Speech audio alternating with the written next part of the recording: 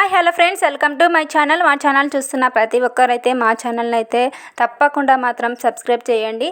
కార్తీక దీపం ఈరోజు ఎపిసోడ్లో ఏం జరిగింది అంటే, జోష్న చేసిన పనికి శివనారాయణ అయితే జోష్నతోటి సారీ చెప్పిస్తాడు దీపకు. అయితే అప్పుడు కార్తీక్ దీప భోజనము వడ్డించి అక్కడి నుంచి అయితే ఇంటికైతే వెళ్తారనమాట. ఇంటికి వెళ్ళినాక వాళ్ళ అమ్మ, కార్తీక్ అమ్మ, దీప అందరూ కూడా కూర్చొని మాట్లాడుతూ ఉండగా అప్పుడు కార్తీక్కి వాళ్ళ మామ కాడి నుంచి ఫోన్ అయితే వీడియో కాల్ వస్తుంది.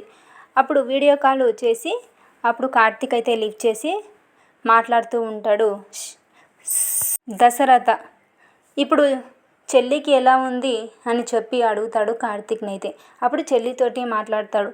కానీ ఈ ఫోన్ చేపించింది శివనారాయణ. తన కూతురు ఎలా ఉందో ఏం లేదో అని చెప్పి, తనకు దెబ్బ తగిలింది కదా, నేను చూడలేదు కదా నా కూతుర్ని, ఒకసారి చూద్దామని చెప్పి దశరథతో అయితే అంటాడు శివనారాయణ. అప్పుడు దశరథ ఫోన్ చేస్తాడు కార్తీక్కి. ఫోను వీడియో కాల్ చేసి దశరథ అయితే కార్తీక్కి వీడియో కాల్ చేసి వీడియో కాల్లో చూస్తారు కార్తీక్ వాళ్ళ అమ్మని. ఇప్పుడు ఎలా ఉంది అని అడిగితే బాగుంది అన్నయ్య అని చెప్తాడు. అప్పుడు శివనారాయణ గారు కూడా అక్కడే దశరథ అయితే అక్కడ శివనారాయణ వైపు తిప్పుతాడు వీడియో కాల్ని. అప్పుడు నానా అని అంటుంది కార్తీక్ వాళ్ళమ్మ. అప్పుడు దశరథ, ఏం దశరథ నా వైపు తిప్పావు అని అంటాడు శివనారాయణ. అప్పుడు శివనారాయణ అక్కడి నుంచి వెళ్ళిపోతాడు. దశరథ కార్తీక్ తోటి మాట్లాడతాడు.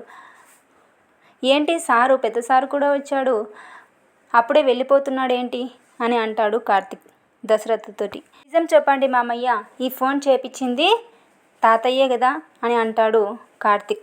అవును రా అని చెప్పి అంటాడు దశరథ. పెద్దసారికి ప్రేమ ఉంది కానీ బయటపడడు. ఎంతైనా కూతురు కదా, కూతురికి దెబ్బ తగిలితే మళ్ళీ మాట్లాడుకోకుండా చూడకుండా ఉండగలడా అని చెప్పి కార్తీక్ అయితే దశరథతోటి అంటాడు. ఎంత కొట్లాడుకున్నా ఎంత చేసినా కూడా ఒకరి మీద ఒకరికి ఎంత ప్రేమ ఉందో చూడండి. ఈ వీడియో మీకు నచ్చినట్లయితే లైక్ చేయండి, షేర్ చేయండి, సబ్స్క్రైబ్ చేయండి. తప్పకుండా మాత్రం సబ్స్క్రైబ్ చేయండి. కార్తీక దీపం ఎపిసోడ్ని తప్పకుండా చూడండి.